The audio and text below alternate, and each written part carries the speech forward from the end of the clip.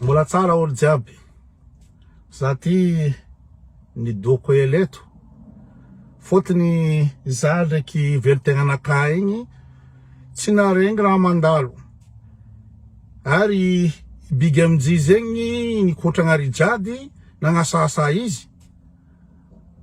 Zegny tsy mamango aminaka zegny bige. Aza toto amina rijady feky ankalifagna anao. Ngengegna anao isan'andro Facebook ato. Ambilanao rijady. Atsika rola mbola fakahita. Mbola fakahita sana atsika. Zegny raha volaniko. Anao tsy navita taminaka aty anao bokonao amin'ny rijady agny anao vandravandra. Asa toto amin'ny rijady feky alifagna anao. Anao ma misy jery. Anao ma misy jery. Karaha mbala lehilahy lehibe fa tako anao karaha tsisy jery olo jiaby io kotragnonao. Za tsy magnino. Nata za saesainao za tsy magnino.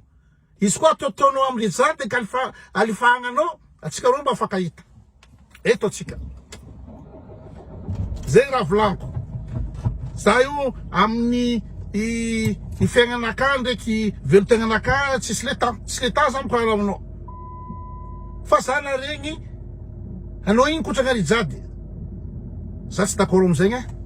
Za tsy d'accord amizegny. Anao ngengengny loatra. Asa karakory loatra anao io. Misy raha tsy milamo donc amin'ny saigninao.